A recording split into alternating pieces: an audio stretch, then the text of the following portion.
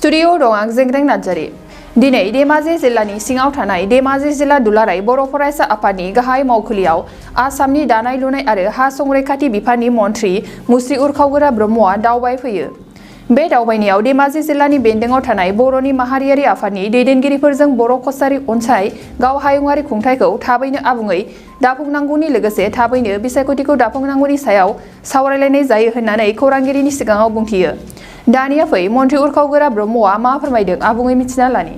माने मोनफ्रोमबो बर'नि माहारियारि आफादफोरा बे ओनसोलनि जेंनाफोरनि सोमोन्दैबो बुंदों आरो लोगोसे BKWSC बे दाबो माने मोनसे कमप्लिट नङा, बेखौ बानायनाया दाबो माने हेडक्वार्टार जायाखै, समष्टि दाबो माने कमप्लिट जायाखै समष्टि बानायनाया। लोगोसेयैनो जिखिनि गभर्नमेन्ट अफ आसामा माने फान्ड सेंसन खालामदोंमोन प्राय 13 कौटिनि एसे बारा, स' बेफोर फान्डफोरखौ दाबो मोनाखै। बे जेंनाफोरखौ बिथांमोनाबो माहारियारि आफादाबो BKWSCनि जानानै आंनि सिगाङाव फोरमायदों। गासै बाथ्राफोरखौ आङो खोनासंजोबनानै चिफ मिनिस्टार एबा फाइनान्स मिनिस्टारजों बेफोर बाथ्राफोरखौ रायलायहैगोन। आं खोथाबो होबाय। BKWSCआ दाबो माने जोंहा डिलिमिटेसन जायाखै कनस्टिटुवेन्सिफ्रा, आरो डिलिमिटेसन जानानै बाहाय जुदि कमप्लिट मोनसे इलेक्टेड काउन्सिल फैयागौ माने फुल फ्लेजेड बाजेटखौ मोननाय नङा मालाबाबो, कारण इन्टारिम काउन्सिलनो बाजेट हरा, लामसाम ग्रान्ट सिनेट हरो आरो। तो फुल फ्लेजेड बाजेट मोनबाय थानांगौबा इलेक्सन जानांगौ गोख्रैनो। तो इलेक्सन जानांगौबा कनस्टिटुवेन्सि बानायनांगौ। कनस्टिटुवेन्सि बानायखांनानै हेडक्वार्टारनि इस्युआ सिमेन्ट सापरि जायो, बबावबा जायो, बेबायदि मोनसे डिमान्डफ्रा फैदों। बाहायथ' सिमेन्ट सापरियाव जानांगौ। सिमेन्ट सापरिया मोनसे इम्पर्टेन्ट जायगा, प्रायरिटियाव दङ, नाथाय गोबां बिथिंनिफ्राय गोबां आयदा, गोबां कुइसनफोर फैबाय थानायखाय हयथ' बेनि सायाव मोनसे डिसकासन जाबाय थादों। खिन्थु बे इलेक्टेड काउन्सिल फैयैया बेजोंबो सोमोन्दो गैया। जे इलेक्टेड काउन्सिल फैयोबा पार्मानेन्ट जि हेडक्वार्टार जेरावखि जाया गावसोर काउन्सिला जेराव सानदों बेखौ फाइनाल खालामनानै आसाम गभर्नमेन्टखौ साजेसनबो होनो हागौ।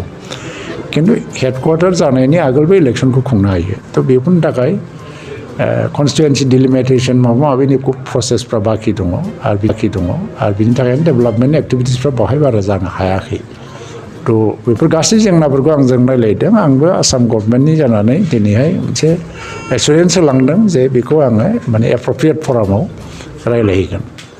सार, बे सिमा बारायनायनि उनावहायसो काउन्सिलनि कनस्टिटुवेन्सिफोरखौ फोसावनाय जागोन। टेक्निकेल खोथा माने सिमा बारायनाया हयथ'बा बै आगोलनि जे बाउन्ड्रि कमिसननि चेयारमेन PP भार्मा थैयामोनबा दाहालागै जाखांसिगौमोन डिक्लारेसना बा कमिसन रिपर्टआ। आरो बे थैनायनि उनाव गोदान चेयारमेन गायसननायाव समाय लानांदों, बारा सम लानो नाङाला बेखौबो।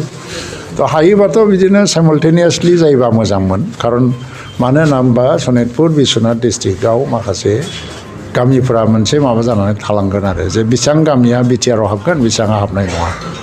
तो माखासे जुदि साफा सानै मोनफा मोननैया जुदि बोरैबा थालांनो गोनां जायोबा दा जुदि BKWSCनि सिमाखौ दिनैनो कमप्लिट खालामनानै होयो साप'ज, आरो बिनि गेजेराव माखासे गामिया थालाङो, अब्ला बैखौ बेवहाय सोसनफिननाय बा हरै सोसनफिननायाव मोनसे जेंना फैया नङा फैयो। खिन्थु बेल'जोंबो खोथा नङा जे BTRनि सिमा बारायनायनि प्रसेसा जुदि गोलाव जालाङोबा ओरैनिखौ जिखिनि दं नटिफाइ खालामना होनायाव गभर्नमेन्टआ जेबो प्रब्लेम गैया। मोनसे गोजोनथाव खौरां। चिरां जिल्लानि सिङाव थानाय बिजनी महकुमानि 1 नं बेथागाव गामियाव थानाय जिजास मेरि स्कुलाव 3 फोरोंगिरिनि गोनांथि जानानै फैदों। गोसो गुदुं बिजाथिफोरा बे पस्टनि थाखाय एप्लाइ खालामनो हागोन। बे पस्टआव एप्लाइ खालामनो थाखाय गोनांथि जानाय क्वालिफिकेसनआ जाबाय इंलिश आयदायाव MA पास जानाय जानो नांगोन।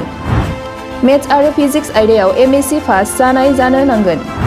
बिजाथिफोरा 15 फेब्रुवारि 2022 अक्ट'सिमनि गेजेराव गावबागाव बाय'डाटाखौ फरायसालियाव गथायहैनो हागोन। बाय'डाटाखौ लाखिखांनायनि उनाव सानसे बिजाथिखौ इन्टारभिउनि थाखाय लेंहरनाय जागोन। फोरोंथाय फोथाराव एक्सपिरियेन्स थानाय आरो नेट BEd गोनां बिजाथिनो 12,000निबो बारा दान बान्था होनायनि राहा लानाय जागोन। गोबां मिन्थिनो थाखाय नोंथांमोनहा गाहायाव होनाय जानबुं नाम्बाराव खौरां लाहरनो हागोन। जानबुं नाम्बार 8638992811।